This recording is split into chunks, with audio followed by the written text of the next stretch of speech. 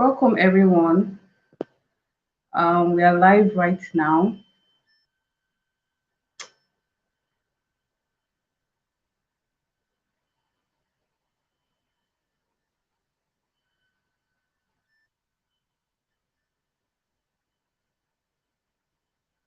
Can someone confirm if you can hear me? Let me be sure I am clear. Please leave a comment if you can hear me. Welcome. Welcome everyone. Okay, great. Welcome. Welcome to Married and Still Loving It. This is like the third installment, and the past 2 weeks has been amazing. We've been learning from different facilitators, from financial infidelity to all about sex. And today I'm super excited about this session. Okay, our speaker is already in the house. I can't wait to unveil her. Please let everyone know that we are live, we've started, and we can't wait to run. There's a whole lot to learn. We're going to be drinking from the wells of wisdom today. And so please kindly help publish on your platforms, on your stories, your status. Let people know that we are live, we've started. And today is going to be amazing. Today is going to be amazing. So put out a flyer, include the YouTube link, and let people know that we've gone live. So welcome everyone. I really hope that you are eager, you have your notes, you have your pen, and you have questions to ask as well. I personally believe that the more we ask questions, we're able to draw out a lot more from the speaker. So I hope you are eager to learn and ask questions as well. And so we're starting right away with a word of prayer before we invite our speaker on board. And so I want you to thank the Lord for the past 2 weeks. We're thanking Him for how He has generously fed us, how He has been with us, how He has spoken through His vessels. Let's just thank Him for the marriages He's salvaging, the marriages He's making better because of the wisdom He's dispensing from the mouths of these women. And so we're giving Him praise for He's still doing a good work even up until today. And so let's just thank Him. Let's just celebrate Him for all that He has done, all that He's doing, and the more He will still do. I want you to just pray for tonight's session. I really pray and ask that tonight is going to be hitch free. I want you to pray that God is going to bring answers to your heart, that confusion is going to give way to clarity in the name of Jesus, that this particular topic will bring an end to the questions in your heart, that you're going to know the right ways to handle third parties in your marriage, in your relationships, in the name of Jesus. Thank you, Lord, for your daughter. Thank you for Mrs. Ehirim. Thank you because you're putting your words in her mouth. Thank you for the wisdom you've given her to share to us. She's going to speak a word in season to the hearers here. Thank you, Lord, because your presence is strong and mighty in this place. We give you praise, for in Jesus' name we have prayed. Amen and amen. So I'm super excited to have for tonight's session in a very special way. The last sessions have blessed us, but I'm much more than eager to have our speaker here because of her wealth of experience. Like I was sharing in the community, she has been married for 37 years. And what even makes it all the more interesting is the fact that it is an intertribal marriage. She's Yoruba and she married an Igbo man, and she's 37 years and counting, and God has been so gracious to her. And most important, she's also a counselor of and the founder of the RightFit Marriage Academy, where she's constantly dispensing wisdom. If you follow them on Facebook, like you receive sense. I'm serious about it, and so we can't wait to sit and take notes. I have my pen, I have my notes here. I really hope you also do the same. So let's just welcome her as she comes on board right away. I really hope that at this point I should be able to hear you. Okay. Great, I can. Good evening, Cynthia. You can hear Good me? evening, Ma. Very well, perfect. Fantastic. All right, then. Good evening, everyone who is listening to us, and thank you for joining today. I'm always excited when I see people who actually take time, to be proactive about finding out information. And so if you are here today, I commend you. you're already doing a lot more than many other people will do. So, Cynthia, is it okay for me to go on? Yes, please. You can go on. All right, then. Today, I have a very interesting topic to speak about: third party involvement in marriage. Whether you're single or married in our community, you have probably heard the statement, don't involve third parties, don't let third parties interfere in your marriage. And every time I hear that statement, I smile because whether you involve them or you don't involve them, third parties are part and parcel of your marriage. So let me first of all start with, what is the concern? Why do people always say, don't let third parties interfere in your marriage? Don't be involved. Don't involve third parties in your marriage. I think fundamentally, when people have had a bad experience, maybe they have either their own personal experience or the experience of another person, they've seen them giving advice and the advice has created trouble. Those experiences remain with people and they make a doctrine out of it. But like I said when I started, third parties are part and parcel of your life. And so it's good to step back and then say, when people make those statements, what do they mean? So today, I'm going to give you a different perspective about third parties in marriage. But before I even go on to third parties in marriage, many of the challenges, many of the problems, many of the issues that we have today is not the marriage itself, is not the people, is not the people around them.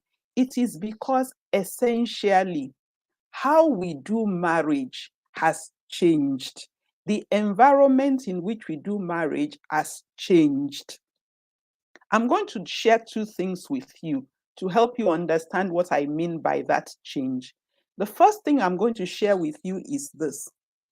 50 years ago, 80 years ago, when your grandmother and grandfather were going to get married, here is a scenario in which they found themselves. One, they probably grew up in the same village, or one person in one village, the other person is in a neighboring village. Then over time, their families meet in the market square, meet in the stream, meet on the way to the farm, meet in the king's palace when there are events. Essentially, they grew up in a community where the perspectives on life, the perspectives on marriage, the way things are done, the kind of expectations you can have about life was similar. The second thing is that people knew one another. So by the time you say, this is the person I want to marry, that person is not a stranger to you. So when people get married, the kind of adjustments that they need to make is not much, because essentially all of the factors that contributed to making them who they are is very similar. Fast forward to 2022. If you decide today to marry somebody who comes from the same village as you will still be marrying a stranger. What do I mean? There is the possibility that you were born in Lagos, went to school in Lagos, and your parents lived practically all your own growing up years in Lagos. And this person who is from your village, who you want to marry, was born in Kano, grew up in Kano, essentially lived all of their life in Kano. When both of you come together, the assumption is that you are people from the same village. But the reality is that Lagos has influenced you in a way that this your new partner has no idea of. And in the same way, Kano has influenced that person in the same way that you have no idea of. And so when you're coming together, let us say both of you are Igbos, you are likely to be thinking, this person is Igbo, therefore, this is the way they will behave. But an Igbo person who has lived in Kano is very different from among the Hausas, is very different from the Igbo person who has lived in Lagos amongst the Yorubas. So these are the kind of things that happen. I gave you that simple template, but now add on to it the fact that we have social media that is exposing us to what is happening in America, that is exposing us to what is happening in Europe, that is exposing us to what is happening in Asia. It means that the individuals that we are becoming is becoming harder to really, to the way that our grandparents could look at one another and know what to expect, it's becoming harder for us to do that. What role does third party have to play in this? Remember, I said that third party is present in your marriage, whether you know it or not. How do I mean? Marriage is for you and your husband, or you and your wife. That's the way it is supposed to be. However, we don't do marriage in isolation. We do marriage in a community. Your parents are there. Your partner's parents are there. Your children are there. Your neighbors are there. Your friends are there. Your colleagues at work are there. The books you read are there. The movies that you watch are there. And so even when you don't pay attention to them, even when you don't look at them, they are constantly influencing you. Now, when people say, do not allow third parties to intervene in your marriage, most people have interpreted it to mean if me and my partner are having issues, we should not tell anybody about it. Only we should try to figure it out ourselves. Now, imagine somebody who is in school, who is to do WAEC, who has struggled by themselves to do mathematics, to understand it. And in spite of their best efforts, they are not making any headway. And they now say, I will not allow any third party into my study. Essentially, what that person has said to themselves is that I'm going to fail. Why? Because anything that you don't know, anything that you are ignorant about, anything that you don't know how to handle, you will need a third party. A third party is somebody who is outside of you, outside of your relationship. And that's the reason why I said third party is present in your life. Now, some other people interpret third party as anybody outside your family. So maybe your parents are not considered third party. Well, to be honest, your parents still are third parties. Why? Because they are not the people in that marriage. The real issue beyond who is a third party, should a third party be involved, is more in the world that we are living today, where there are many things that I don't know. And there are many things that my partner does not know. And all of us are coming from both of us are coming from different backgrounds. What should we do? How should we figure things out? I'm going to share an illustration I often use with my clients with you. When a man and a woman are getting married, let us assume that the man, all his life, he has lived inside water. He knows how to swim. He knows how to eat underwater. He knows how to breathe underwater. He knows everything about surviving underwater. Then he now decides to marry a woman. And this woman, all her life, she has lived on land. She has never lived anywhere else. She knows how to find food on land. She knows how to find food. She knows how to survive. She knows what to do on land. When that man and woman marry, they have to decide where they're going to live. Usually in their excitement, They don't think of where they're coming from.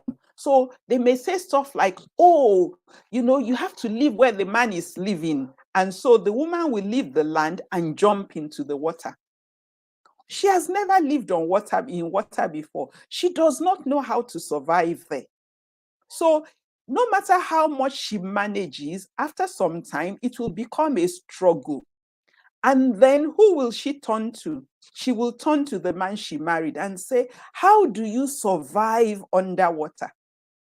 And because the man has lived underwater all his life, he will be perplexed. He's likely to say, you will live underwater, no need. And the reason he gives that is not because he's unkind. The reason he gives that is not because he doesn't want to help his wife. The reason that he does that is because he has never lived outside of water. So he does not even understand or comprehend the question that his wife is asking him. When they begin to have this trouble, they may say, okay, water is not doing well for us. Let's move over to the land. The woman will be happy. They move over to the land. The man has never lived on land.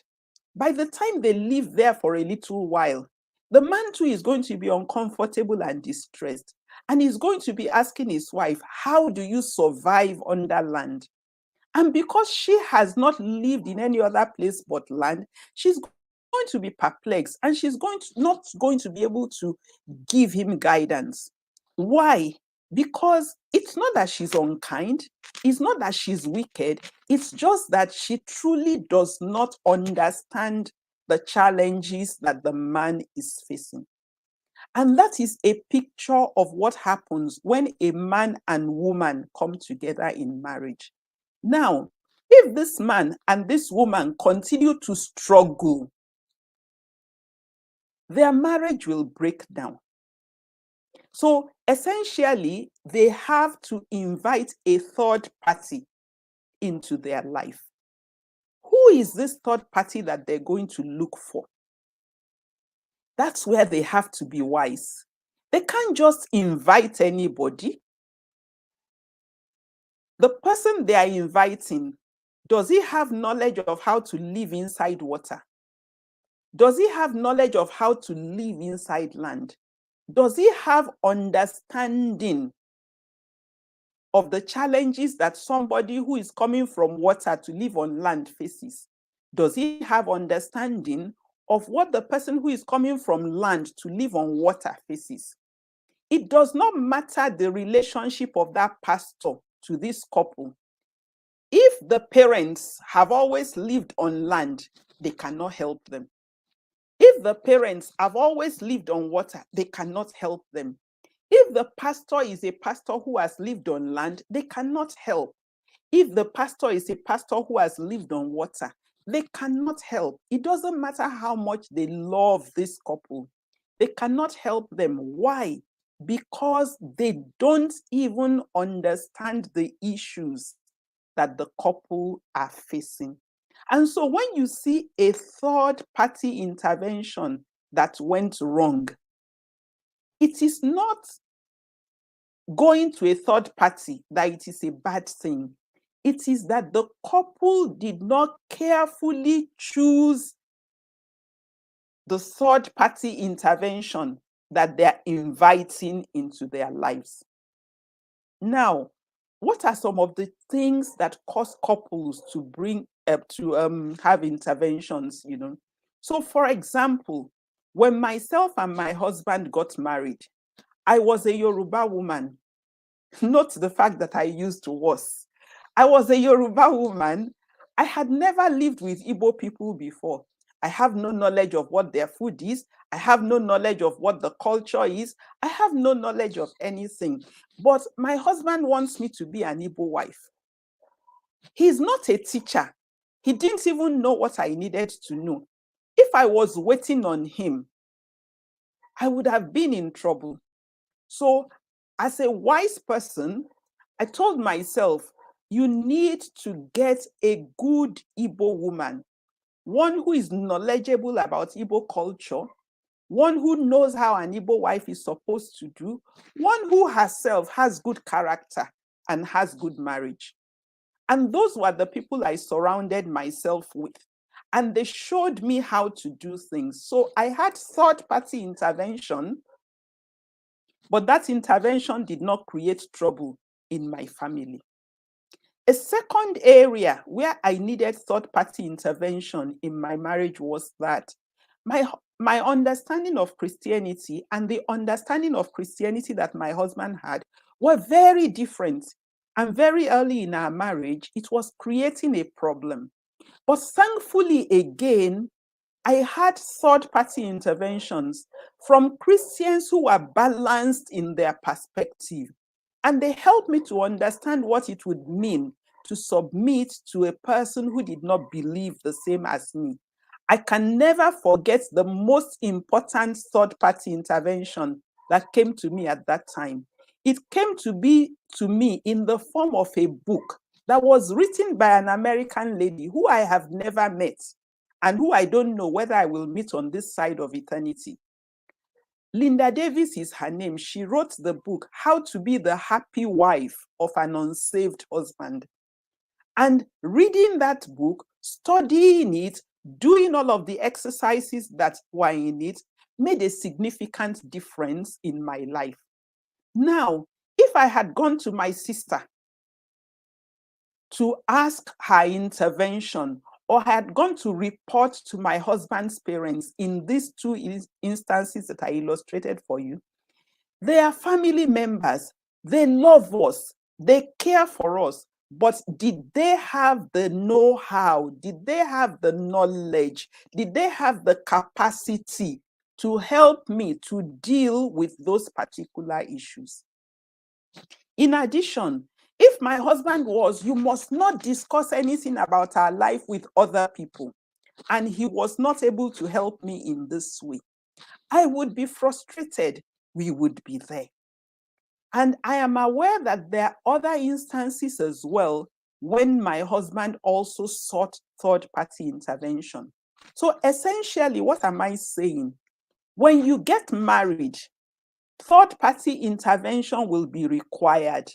The first area in which it will be required is areas of your life where you or your partner or both of you do not know what to do not know how to handle it. You may try yourself, but at some point you get to a place where you say to yourself, our efforts are not yielding results and we don't know what to do. When you find yourself in that situation, it is foolishness to say we don't want third-party intervention in our marriage. Because short of God coming down to personally help you people to solve it, you are going to be stuck. When you find yourself in that situation, it is wisdom to seek third-party intervention. But what kind of third-party intervention should you seek?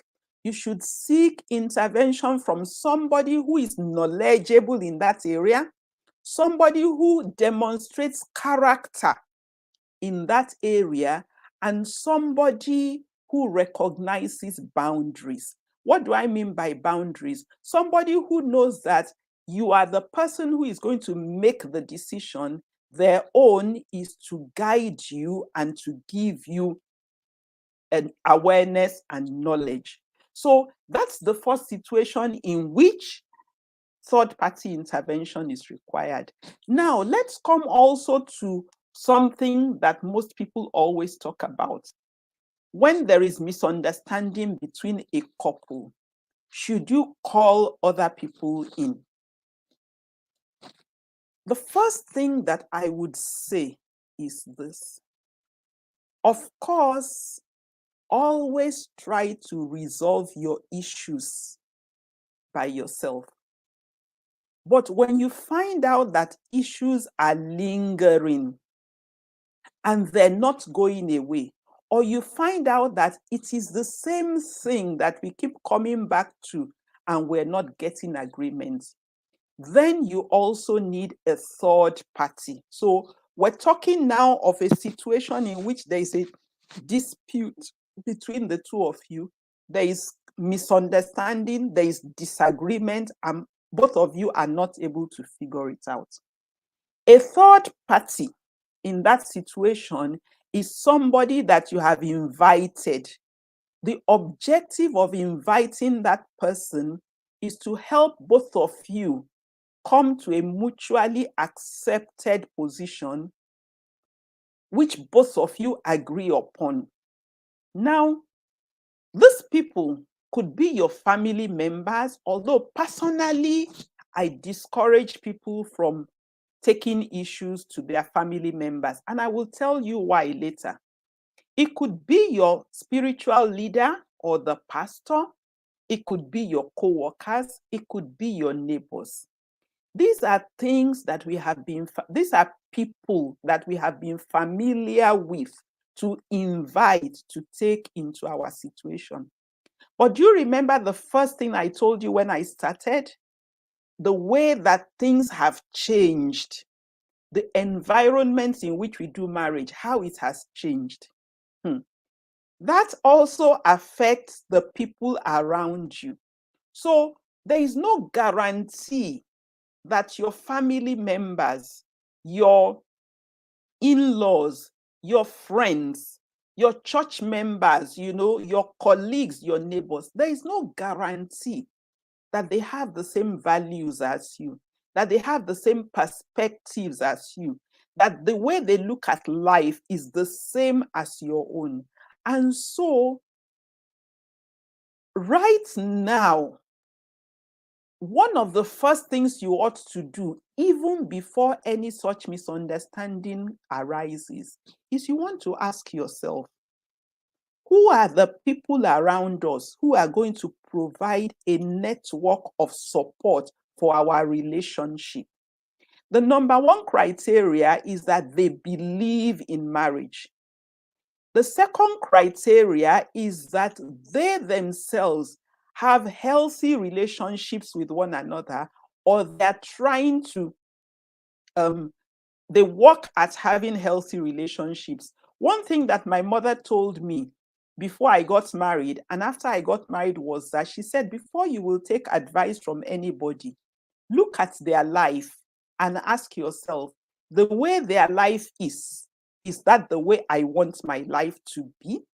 So if you are not yet in a problematic situation now, can you prayerfully look at people around you and then choose 2 or 3 couples who believe in marriage, who have a healthy marriage, and begin to build a relationship with them?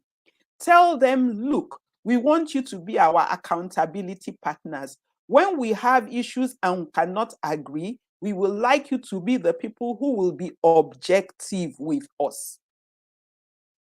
If you begin to build that relationship now, you will find that when issues arise, you will be able to figure a lot of things out, even without fearing.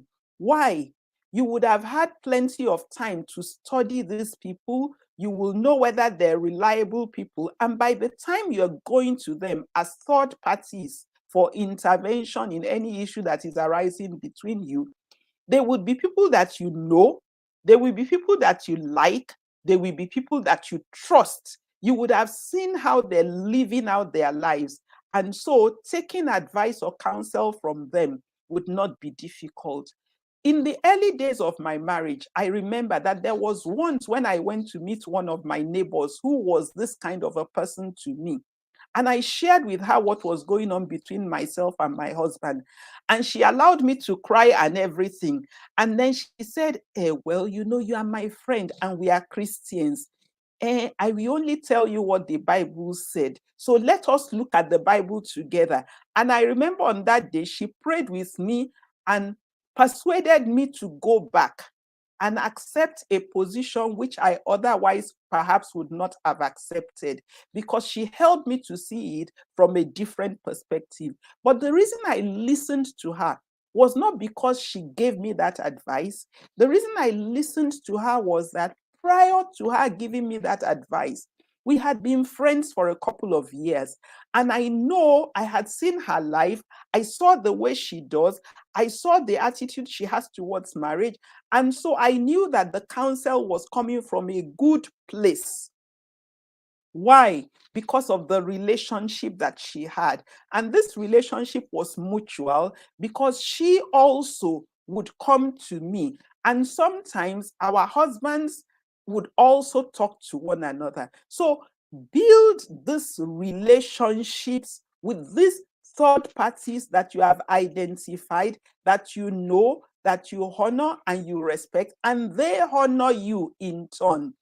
That would help you in the days when your marriage is under a cloud and there is need to take counsel from someone else. Now, these people could also be your family member. But the challenge is this, in the medical field, they always say to the doctor, if your relative is ill, allow another doctor to take care of it, of that person. The reason that that maxim is there is because no matter how professional the doctor is, when his relative is concerned, he will panic. He will behave like the human being that he is. And so sometimes when you take these matters to your family members, they're not able to be objective because they like you, they know you. And sometimes when the matter is over in your own mind, it is not always over in their own mind. Am I saying that you should not allow your family members to intervene in your situations? No.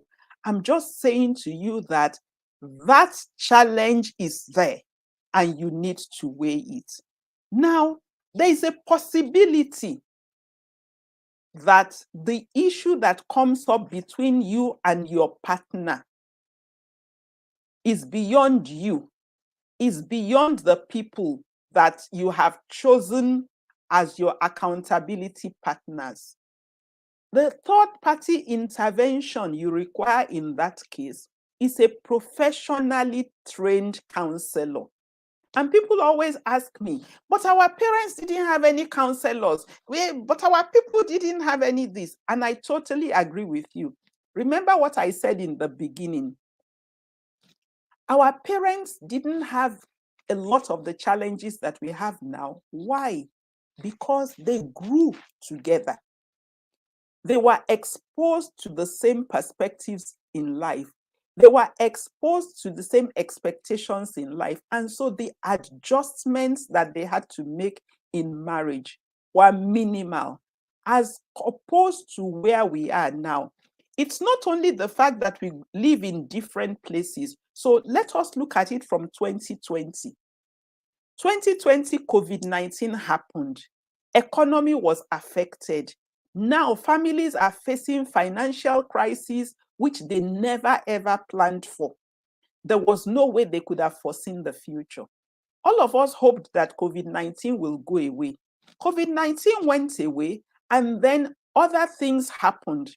And right now in Nigeria, you're seeing people taking many kinds of decisions. People are going abroad. People are changing location.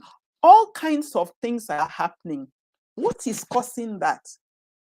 The environment in which you and I are doing marriage is now very, very different. Things are different. It's not like what it was before. These new challenges require new information. They require new awareness. They require new education.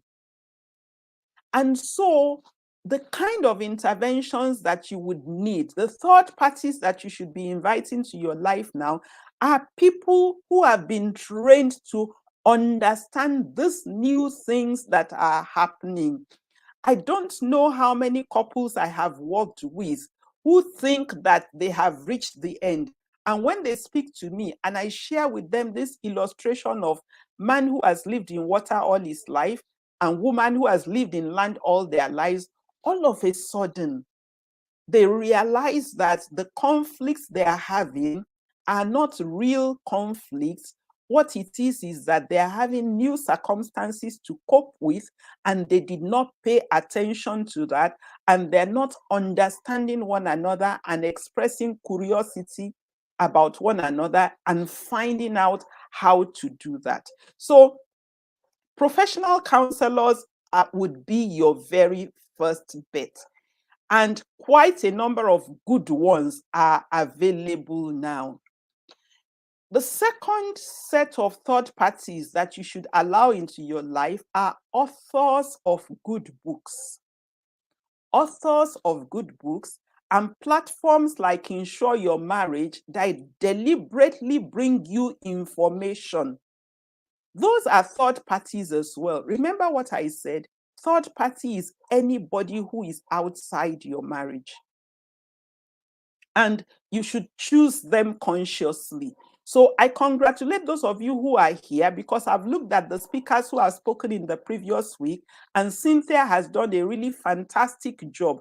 I went through her YouTube channel and I see a lot of fantastic resources that if a husband and wife pay attention and learn from this, they would avoid many pitfalls. They would avoid many pitfalls. So the first third party, if you need outsiders, as I said, are the people you yourself have consciously chose in your community around you to be your network. The next set of people are professional marriage counselors. The third set of people are platforms like this, and there are many of them that you can pay attention to. The fourth set of third-party interventions that you can allow in your life are the books you read. There are a lot of good books now. My people, marriage education is something that is ongoing in your life. I am a 37-year-old person now. Sorry, I'm 63, not 37. I've been married for 37 years. But myself and my husband, we are now pensioners. Being a pensioner in today's world is different from what we anticipated when we got married. And so myself and my husband, we're having to learn, how are we going to do marriage as pensioners in these times that are different from what we already knew? And today, I think I saw a video on BBC of a couple who are 80-something. And when I was watching that video, I said, okay, Dupe, you know what? You need to pay attention to this couple. They are ahead of you. They already have experienced some of the things that you've experienced. Take notes from what they're talking about and learn from them. And so I'm going to summarize all of what I've said to you. The first is this: third parties are part and parcel of your life as a couple. Whether you bring them in or you keep them out, they are there. What do I mean? Every time you visit your parents and they share an opinion about marriage, they're already influencing you. Every time you visit your friend and they share an opinion about marriage, they're already influencing you. Every time you go on social media and you read all those stories, the good ones, the bad ones, it is already influencing your marriage. The question is, are you conscious? Are you intentional about the third party that you allow to influence your life? If you are not conscious and you are just taking a lot of things in, you may actually discover that the conflict you are having in your home was caused by the people that you have allowed to influence you without you even knowing that they were influencing you. Now, even when you begin to be very conscious about allowing people to influence you, the second thing I said is this: because the environment in which we do marriage has changed. Because when we marry, in today's world, we're actually strangers to one another. And it is when we begin to live together that we discover a lot of things. We discover our perspectives on marriage, we discover our personalities, we discover our love languages, we discover our belief systems, we discover so very many things. It is guaranteed that in the process of trying to harmonize all of those things, we're going to come across a lot of things that we don't know. We're going to come across a lot of things that we have to figure out. Some of these things you and your partner will be able to figure it out by yourselves. Some other things you may need to look to other people. Do not say, because we don't want third-party intervention. There is a couple who has reached out to me now, and they've been struggling for a long time. And the lady said, the reason we have not come to a counselor before this time is because my husband doesn't want us to take our matters to a third party.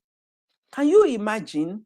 They have struggled and suffered in their relationship for a number of for a number of years on issues that they could easily have talked to somebody who is knowledgeable and who would have helped them out, and they could have ironed those things out very fast. I'm thankful that they are now coming forward, to find out such information. So once you begin to identify those areas that you are struggling with, what it is saying to you is that you need to get somebody outside of your marriage to support you, to assist you, and to guide you. And I said you can be proactive in doing that. How will you be proactive?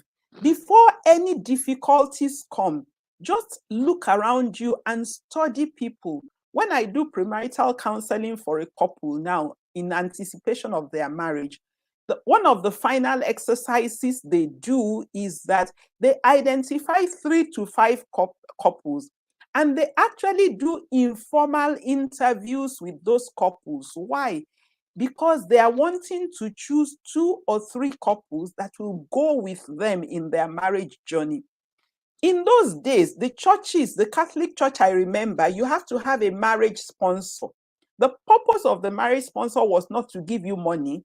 He may give you money if they want. The purpose of the marriage sponsor was that the church would know that there is a couple that is going to hold your hands and work with you people, and when all of these issues come up. So choose these couples proactively, consciously. Let them be people that you know. Let them be people that you like. Let them be people that you trust. Let them be people that are knowledgeable. So if finance is what is creating trouble for you, make sure there are people who understand finance. If sex is what is creating trouble for you, make sure there are people who can speak to that area.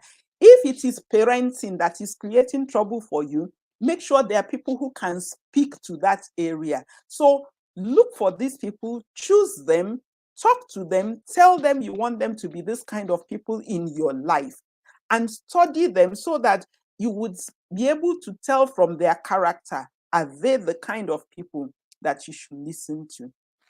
The second set of people I say you can allow into your life when you find yourself in these areas you're struggling is professional marriage counselors. The third type of people I said you can follow are platforms like Insure Your Marriage.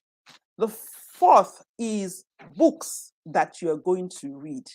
These are things that you can do, but please do not suffer in silence simply because you do not want to invite a third party into your marriage. Should you go to your pastor about issues? Yes, but apply the same rule to your pastors as well. Your pastor is a spiritual leader, but what is your pastor's marriage like? What is your pastor's character like? What does your pastor know about the area? Marriage counselors in the church, the volunteers, they try, But remember, they have a full-time job, and marriage counseling is not their full-time job. Therefore, they can do first aid for you, but if your matter is going beyond what first aid will attend to, then seek the real help that you got. Do not allow third parties to interfere in your marriage. That is a myth. What is more important is this: be intentional about the kind of people that you allow into your marriage. Be intentional about the kind of people that you allow into your marriage. Why do I say that? You will definitely need help along the way. And so don't struggle by yourself. Don't suffer in silence. Don't let your marriage die because you don't want third party to intervene in your marriage. There is third party that can help you. What you want to do is be focused, be intentional, be deliberate about how you choose the people who will intervene in your life. Look at what they know. Look at their character.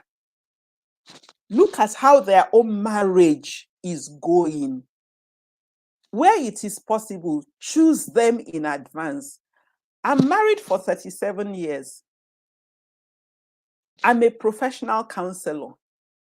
I teach marriage every day on social media. Yet, when somebody walks into my counseling room, I always say to them, I'm a stranger to you. Before you start taking my advice, find out about me. Go to this place, check me out there. Go to this place, check me out there. This is my story. Why? Because I believe that before you take advice, I'll counsel from anybody. Before you allow anybody into your life, you owe it to yourself. It is your responsibility to find out whether this person is somebody that I should be listening to. Finally, the person that you invite into your life can play one of two roles. Let me just consult my notes so that I can tell you the right things.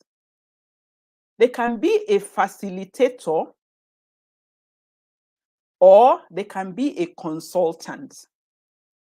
A facilitator does not tell you what you should do. Many people come to me and they say, Mommy Mo, what do you think we should do? And I always smile. If you're an adult and in a marriage, you have capacity to make your own decisions. You have capacity to examine your options. And so when you are inviting a third party into your relationship or into your marriage, that third party should play one of two roles. Either they're a facilitator. What does a facilitator do? A facilitator is going to arrange a meeting between you and your partner. And they're going to be there, draw up the agenda so that this thing that two of you are unhappy about, they will facilitate the conversation. This last week, I was with a couple in the counseling room, and the gentleman said, one of the things I'm happy about is that these things that we always fight about at home, we are able to talk about it in your presence, and we have not shouted at one another. That's what a facilitator does. A facilitator will arrange the meeting, organize it, have the agenda, and guide both of you to this. It's still you who will discuss the issues. They may step in and say, look at it this way, look at it this way. But all they're doing is facilitating the conversations between you. Now, the person you invite can also be a consultant. The consultant, what do? They help you to analyze the situation. So you can come to me, for example, and when I see that both of you don't even understand what the issues are before you, I would then say, see, from where I stand, when I'm looking at both of you, it looks to me as if this is the issue and this may be the reasons causing it. So they are just there helping you to analyze the situation. The people that you go to cannot solve your problems for you. You, husband and wife, are the people who are going to solve. Now, the people that you also go to for intervention, the third party, whether they're your family members or your pastor, they tend to work in three different ways. The first one is mediation. In mediation, the person you invited has no opinion. They're just trying to get both of you to hear and understand one another and to come to a common position. The second one is arbitration. In the case of arbitration, the person who you invited will hear both sides and then make a decision about who is right or who is wrong. So, for example, if a couple comes to me and one of the partners has been cheating and they lay the matter before me, I cannot handle that situation without pointing out to the person who is cheating that what they're doing is wrong. And if they want the relationship to move forward, what they're doing has to be addressed. That's arbitration. The second one, the final one is, when the couple is not seeing eye to eye at all and they're just ready to fight to finish. In that kind of a situation, no third party can help you. You need to go to court and go and be fighting it out there. I shared these things with you because when you are going to a third party to intervene, you want to ask yourself, are we looking for a facilitator or are we looking for a consultant? Then you also need to look, is this person having capacity to mediate? Do they have capacity to do arbitration if the need arises? Those are the things that you should look for when you are choosing the person that you want to allow to be a third party intervention. What you will discover is that if you pay attention to all of these things, the third party that intervenes in your relationship is going to do your relationship a lot of good. In the same way, if you do not pay attention to all of these things, and you allow a third party to intervene in your relationship, then you are going to end up with the situation that many people are afraid of, that makes them to say, do not allow third parties into your life. It is not the third party that created the problem. It is the careless way in which you recognize the third party, choose them, and bring them into your relationship that creates the problem. Cynthia, I think I should stop here and then we can have feedback and questions.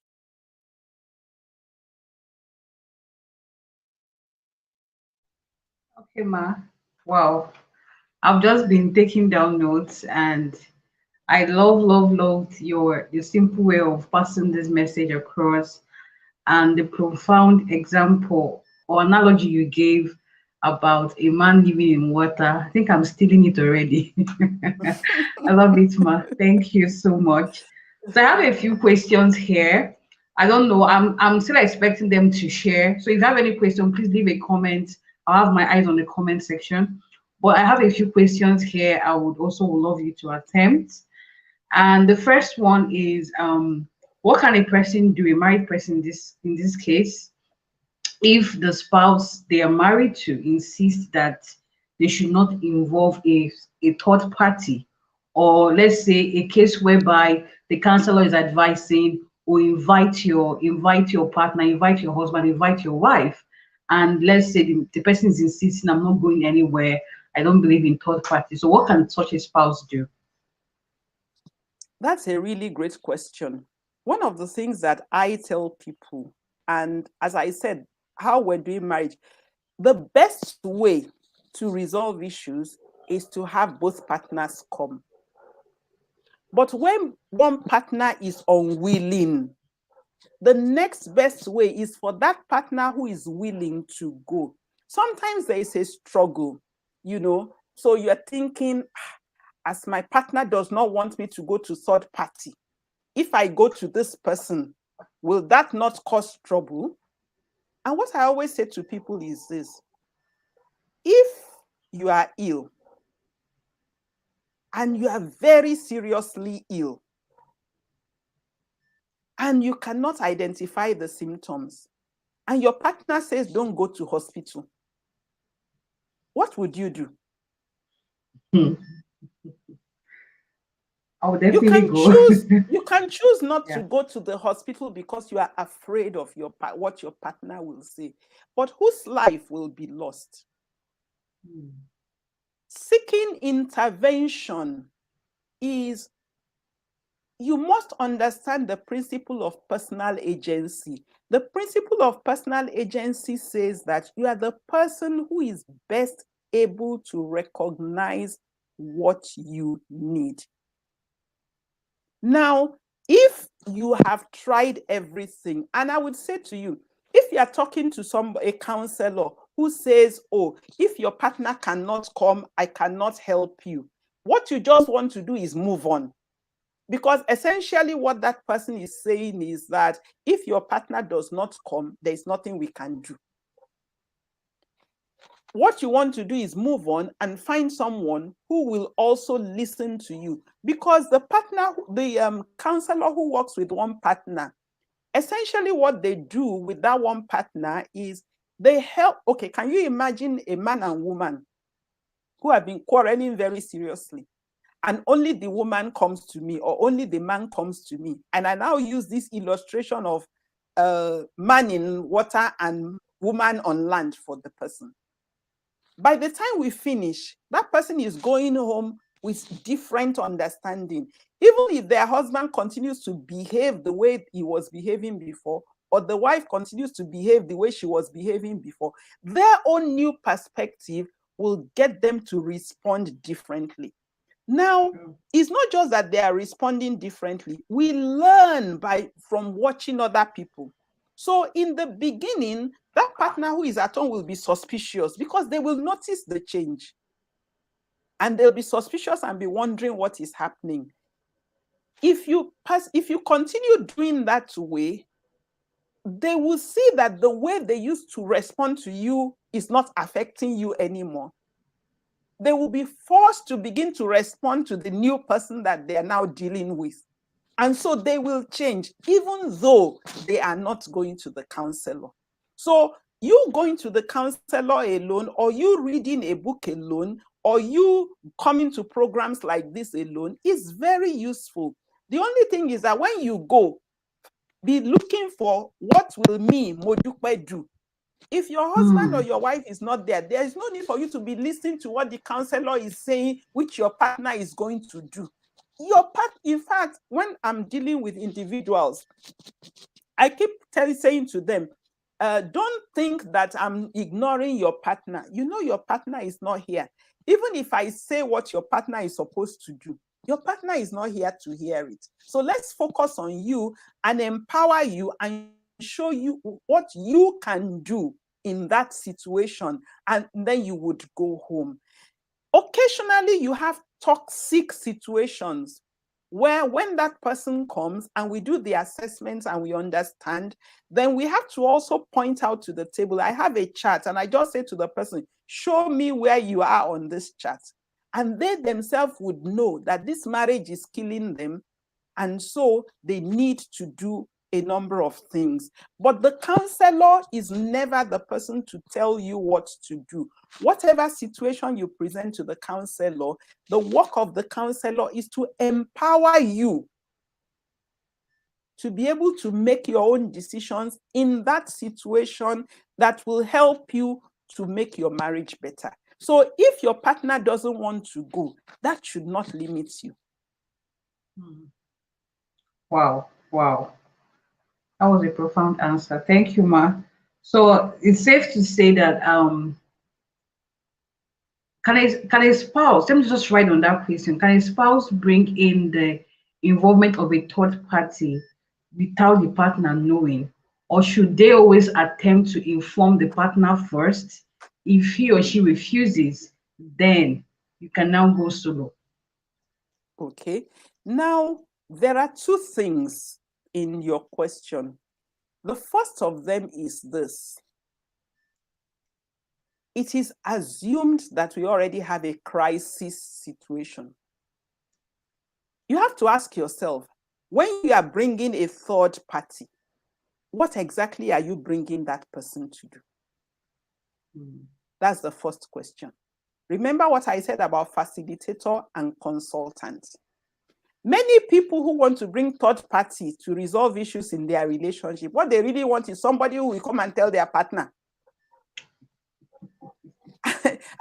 See, I always tell people, when people say to me, hey, please, ma, will you, can I give you my husband's number and you will talk to him? Or can I give you my wife's number? Or can I give you my parents' number? People who want to fix their parents' marriage. The question I always ask them is this: if you, a stranger, calls you and now wants to begin to talk to you about your marriage, how would you feel?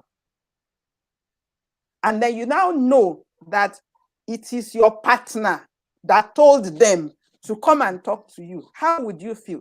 I mean, so we have to apply common sense in some of these things. If, you know, and that's the reason why I took pains that if you have to understand what third party is. The thing is, this thing that is going the way it is going and going the way it is going, that you are now requiring external intervention. You are going to go and talk to somebody before you know, and that's why I tried, you know, from the beginning to say, let us just understand that we need third parties. And let us be proactive. Proactive means before any matter arises, I have prepared for it. So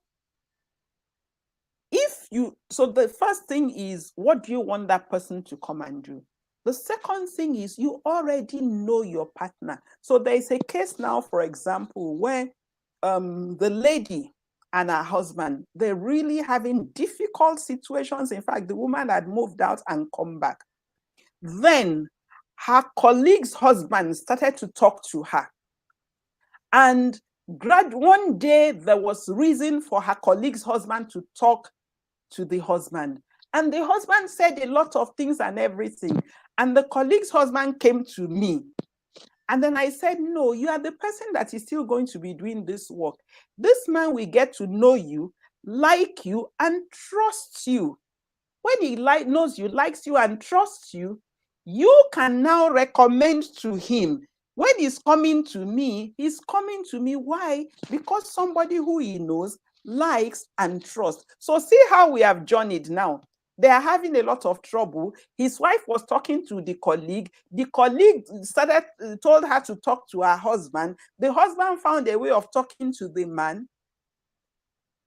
And eventually, maybe they will end up with me. So when we want to solve problems, we want to realize that the problems are problems between people. You don't solve one problem by creating another. So what the person you want to invite, what do you want them to do? The partner you have, what is their relationship? The lady I told you that they are now coming to me, she had been in my group for a long time. I didn't know. She started sharing the things she was seeing in the group with her husband. Finally, the husband considers me somebody that, okay, this woman is sensible. We should go to her. Now, I didn't even know all of that was going on in the background. But if it is a real crisis, a matter of, let me call it life and death, that cannot wait. You can ask your partner, and if they say no, I would see what they are saying no to is that I won't go with you. I don't believe that no is don't go and get help for yourself.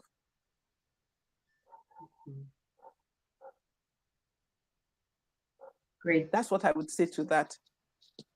Okay. Thank you, Ma. There is a question here. How about in a situation whereby a partner is insisting on a particular counselor because they have a relationship with him or her, and you know, maybe by just this knowledge we have on how to assess a good counselor, and so you know that this person is not fit to provide the guidance you need? Okay, that's a sensible question. What I would say is that, remember what I said, our challenge is because we think that it is only in the human beings that we know. So, for example, if you know what these issues are, have you picked up a book? Have you gone to YouTube and looked at somebody who has addressed this in this way and understood? So let me give you an illustration that will help you to. When ladies come to me, and say, my husband has cheated, and they are crying, and they say, I'm going to report him to his sister. Well, I don't say they shouldn't go to report him to his sister or to the mother or to the father. I just ask them, okay, so when you go and report to his mother, what exactly do you want her to do? He say, they will talk to him. I say, okay. When they have talked to him, then what? And then she say, then she will start crying again and tell me how they called family meeting, and after everything, they just told them to go. I said, so why are you now going back again to tell them? Essentially, what she needs to do is pick up material about infidelity and understand why her heart is broken. So I gave her those materials to read, and then I said, you know what? You still should go and visit your mother-in-law and talk to her. And when she starts giving you all that advice of that's how things, you say, Mama, I know that some people do that, but my own heart right now is broken. What do you want to say to me about it? And we took the conversation up. So what am I saying to Joy, who asked this question? You going with your husband to that person is showing him that you are willing to work with a counselor. But you then sit yourself down or maybe get counsel from somebody who is knowledgeable, so that when you go there, I remember a lady that I said, when she was going to move out of the house, and I said she should go to her pastor, because I knew that if she moves out of the house, the pastor will come and meet her and plead with her. So I said, okay, you will go to the pastor and say, Pastor, I don't want you to hear it from outside. I want you to know that this is what I want to do. And this is the reason why I want to do it. My son is now grown up. And one day when something was happening between me and my husband, he told my husband that if my husband ever puts his hand on me again, he's going to kill him. And I'm thinking to myself, let it not be that one day both of them will now get into something and they will die. Tell me, when she told that pastor that, what could the pastor say about her decision to move out? He was confronted with the matter. So if you go, you're showing your partner that, okay, you think this is a good way for us to resolve it. I'm willing to go. However, in going, you also be prepared. Remember what I said about the third party. The third party is a facilitator. So if they're going to facilitate conversations between you, how prepared are you to have a conversation that will address the issue that you're supposed to have? When you go and you when you go to that meeting, don't be combative. To be combative would be to be frowning and to be, showing that you are not happy with the way things are going. Just be taking note of everything the person is saying and then asking them the questions that would show that the solutions that they are proffering will not work. Not because you are disagreeable. So for example, if a husband is cheating and he wants you to go to a counselor who is going to say, hey, madam, you cannot be denying him sex, then that kind of a person, you don't go to cry for them. You say, that is a very good advice. As a Christian woman, I should not deny him sex. However, if he infects me with HIV, what am I supposed to do? Should I just open my eyes and allow myself to be led to death? What have you done? You have helped that person to see the error of the advice that they are giving you. But your partner cannot also now say you are not cooperative. So when you have gone to that, you can then say, can we also go to see this person? No. Wow, this is wisdom. Thank you so much, Ma. The next question I have here, how do you select a good professional counselor? Let's say someone you meet online. Most times now they are online. Beyond their posts, how can we really assess them? Because of course these days social media is content, curated content. So they are putting out what they want you to see. And so many times you may not really be so close to them to assess them. Do they have character? Do they have is their marriage working out fine? So what are other things now? Because the world is sort of different. How can we, amidst the gazillion counselors out there, how can a couple, what can they look out for to pick a counselor that they can meet for their issues? Okay. Okay. I think number one, in today's world, we have counselors who have professional qualifications now. And what I do, so for example, I tell people I'm a certified family systems engineering practitioner. I went to Institute of Family Engineering and Development. Google, you will see them. You will know what it is that they are doing there. I tell people, this is my LinkedIn profile, go there. When people go there and they see that I had first class honors in chemical engineering, this is I'm on the board of this and this and this, they say this woman is something, So you see, it's the same thing we do when we go to a doctor. If you sense that you are having a tumor, you aren't just going to walk into a hospital. You are likely to say, which hospital have good consultant oncologists, and that's where you will go. So we all have this social media handles. The first thing you want to do, I always say to people, take their name off social media and put it in Google and see what it throws up about them. That's the first thing. The second thing is even that in the content that they put out, there are many counselors who today, they put out bad marriage stories. And I agree that those things are there. It is not the bad marriage stories that we want to know. What are the principles to make marriage work? That's what you are looking for. So is their content demonstrating that they have mastery of those principles? That's what you're looking for. Thirdly,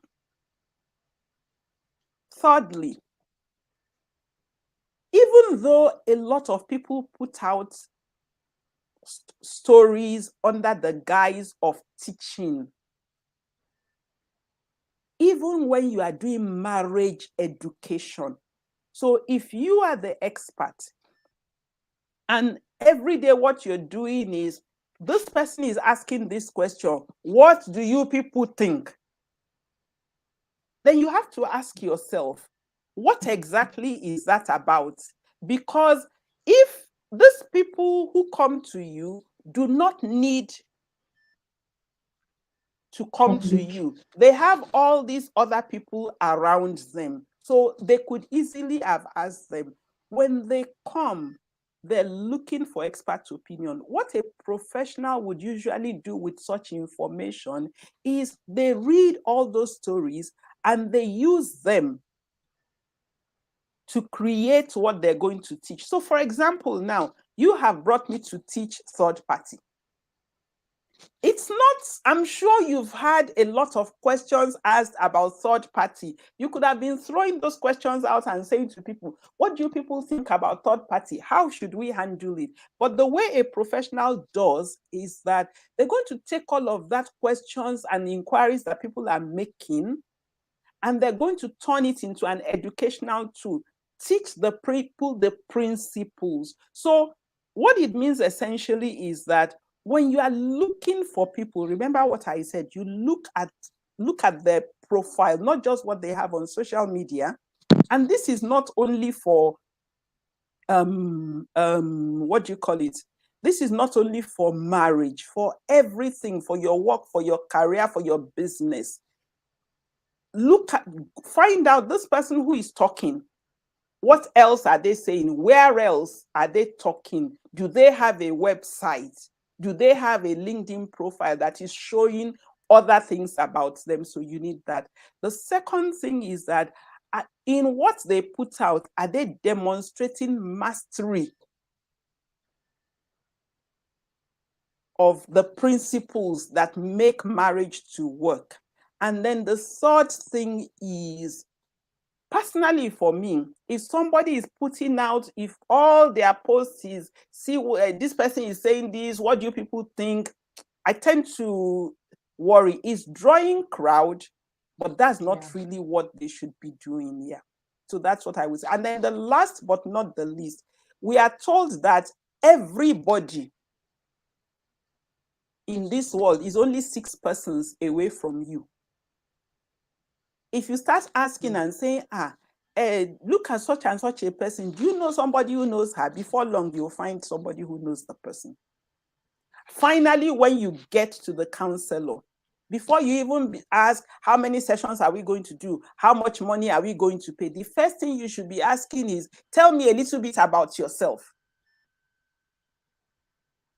What are your professional qualifications? What are the things that you look at? What have you done with other clients that you worked with? Those are things that you should do. No matter how painful your situation is, remember, when you are ill and you are looking for a doctor, you don't, because you are feeling very ill, walk into a quack. They will still be carrying you around to look for the hospital that is appropriate to deal with your situation. Wow. Thank you so much, Ma, for those helpful tips. There's another question here. Can someone whose marriage is not working or was not working become a marriage counselor after he or she has healed? Say a divorcee, something like that. Oh, certainly. In fact, if you are in a marriage that broke up, we have divorce coaches. And don't let the name frighten you. It doesn't mean that they want to encourage you to divorce. Actually, see, everybody wants to save marriages. Even the court that you go to say, let us divorce, they try to find the reasons not to separate you people. Because all of us know what marriages and families mean to our community. So if you are in a marriage that broke up, before you enter a relationship with anybody else, you need to work with a divorce counselor. Why? Many things have happened to you, apart from the fact that you yourself in some way have also contributed to the breakup. People don't always like me. They think I'm very harsh when I say this. If you are in a bad marriage, chances are that you contributed to being in that marriage. It may be that you were foolish in the choice that you made. It may be that you lacked the skills that will make marriage work. There may be a number of other things. We are not saying that your spouse was an angel, but it does mean that there are things that you yourself did not know or did not do. And if you don't sit down and discover those things and work on them and heal from them, you are guaranteed to always make the same mistakes again. So the first work you have to do when you separate or go through a divorce is even heal yourself and become whole. Go through a process of discovering yourself, discovering what went wrong, learning from it, healing from the trauma. If you are going to marry again, the first thing you will tell that person who wants to marry you is that we must do premarital counseling,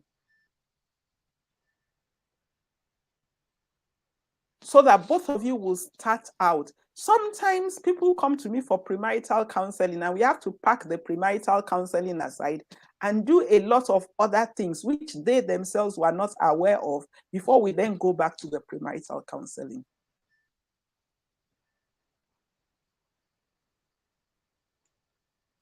Okay, Ma.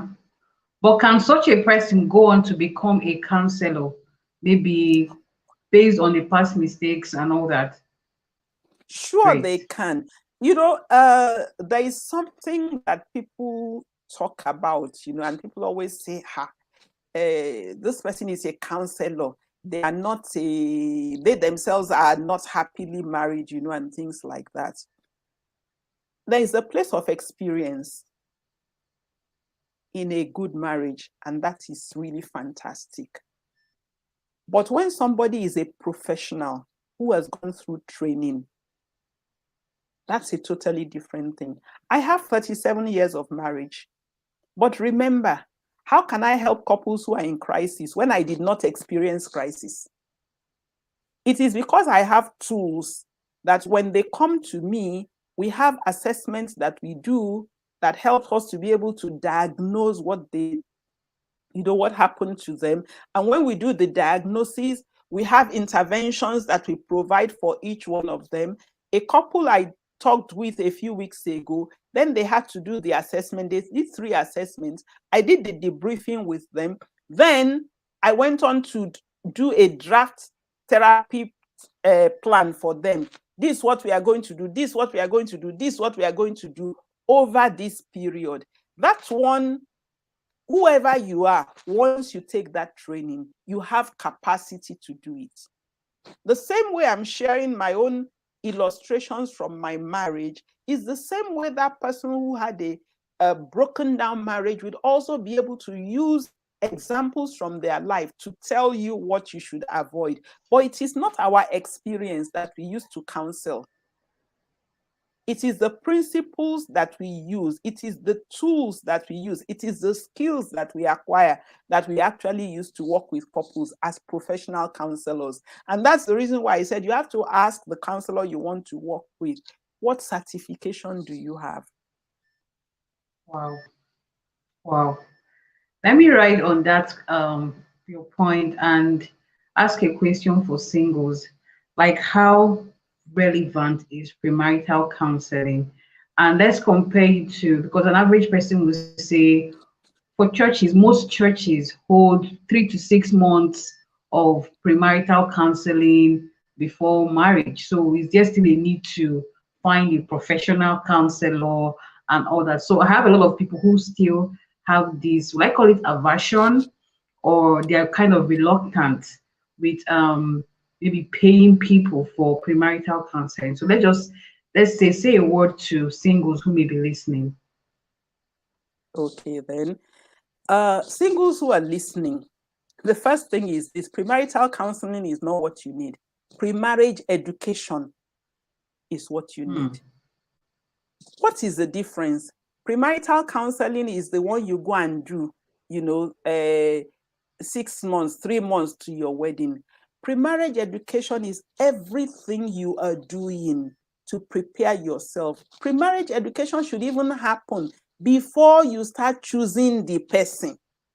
I agree. Because there are things you will know that when you see that person, and there are different ways to do pre-marriage education. Belonging to a community like this is pre-marriage education. Reading books is pre-marriage education. I have a young lady who got married a few weeks ago.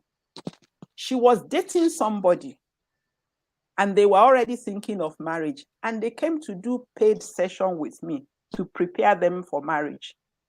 They concluded that program, and a few months after that, they broke up. Do you know why they broke up? The young lady said there were things she learned when they were doing pre-marriage preparation with me that made it hard for her to overlook some things that she was now seeing in the guy. Because she said from their interaction after, and I didn't even know, I thought they were a good match. What did she see? She said that, they're living abroad, that he was doing credit purchases that was going to damage their credit record. And when she spoke up, he was saying that, how can you be doing that? I'm the man. Whatever I say is what is going to go. And she remembered that in the pre-marriage preparation program, we had discussed extensively that when you become a couple, whatever your partner does affects you. Outsiders don't care how you people agree to do it. They're only seeing this family. And when she tried to talk about it and everything, and he maintained that stand, it dawned on her that it doesn't matter how much she loved him, they could not go on together. Now, what if she didn't do that program? She wouldn't know. So singles need to do pre-marriage education. They always ask, why are we paying? I don't know of many churches that do assessments. I know they do classes. So they teach you, this is how communication, they talk about sex, they do a number of things. But when you go to a professional counselor and you pay, the people who do premarital counseling with me, they do 3 assessments. One generates a 17-page report, and it's an international assessment. In addition, they have I don't teach them as in class. You go and start talking. You go and start discussing. Way back 37 years ago, a book like this, see it, is what was used to counsel me and my husband. So that's the kind of thing that a professional counselor, the first exercise you do when you're working with me as a single who is in a relationship and you people are doing pre-marriage preparation is, what do you say marriage is? What do you say marriage is? What does your family say marriage is? What does his family say marriage is? What does your community say marriage is? What does this? And then you do that individually, you go and discuss it. So we aren't just saying this is how you should do marriage. We're actually making you have a lot of those conversations which you would not have. Then because of the assessments we do, we can tell things about your history, we can tell things about your personality, we can tell things about your belief, and we can make both of you sit down together. That's what you get when you go for a paid professional program. I am not aware that there are many churches that actually design their program in that way.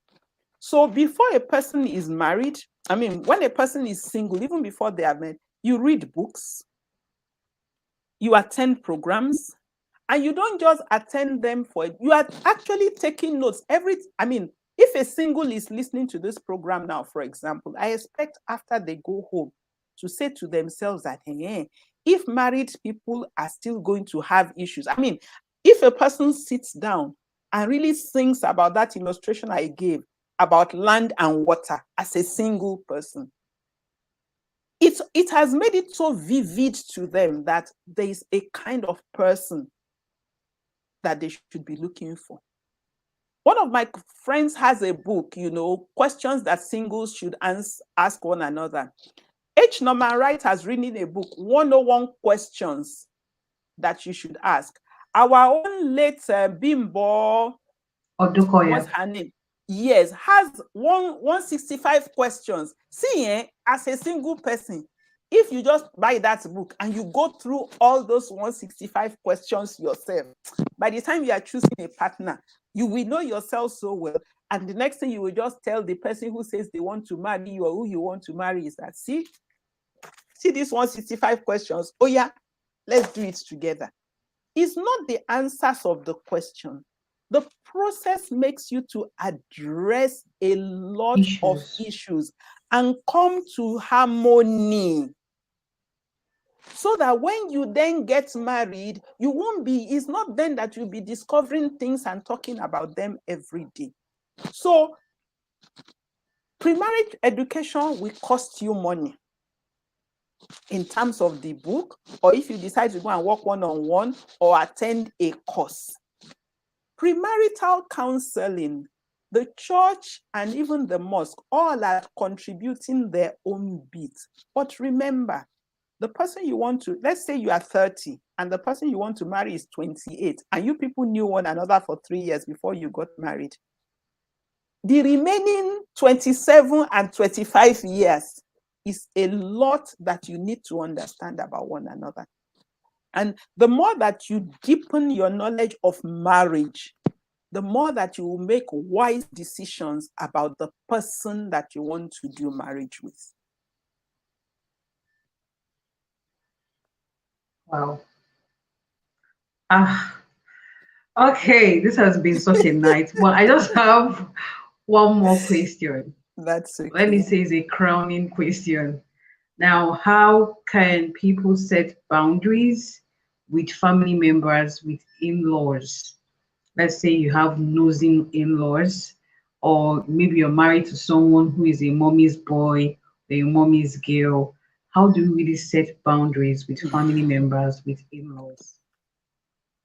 That's my question to that answer is very simple. Almost every place I go to speak, dear listeners, you owe it to yourself. Go out and get Boundaries by Henry Cloud, full stop. It's a book that has been sold in different countries. You can buy the plain one, which is just Boundaries, or you can buy Boundaries in Marriage. Why do I say so? You know, when people are struggling with boundaries, as our community, as a rule, we are not a people who understand boundaries and who respect boundaries. I agree. So that's the reason why you would find people will come into your house without giving you notice.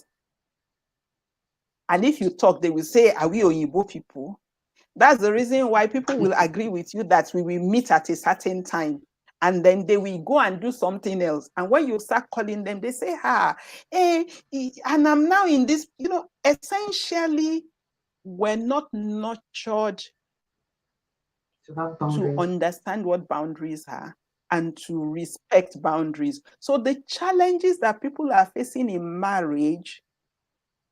So if you say somebody is mommy's boy or mommy's girl, essentially what you're saying is this person has not been nurtured to recognize the difference between them and their parents or them and their child. So even though the child is an adult, the parent is still treating the child as a child, and the child is still treating the parent. So, you know, what do I mean by that? As an adult, it's okay for you to tell your parents, this thing you want me to do, I won't be able to do it. If your parent is unhappy about it, it doesn't mean that you are a bad child. But if you don't know this, you will constantly be surrendering, and then it will then become a quarrel with your wife. When people say their partner gives his family money or her family money, I always say that's not your family people. It just shows me that you and your partner have not talked about money in a holistic way. Because if both of you know how much you need and you know how much you have, you will be able to know whether, but when you look at things in such way, so if I were to talk about boundaries, that would be a whole session of its own. But everybody needs to read Boundaries by Henry Cloud. That's what I would say. If you read that book, unfortunately, Dr. Cloud is a Christian.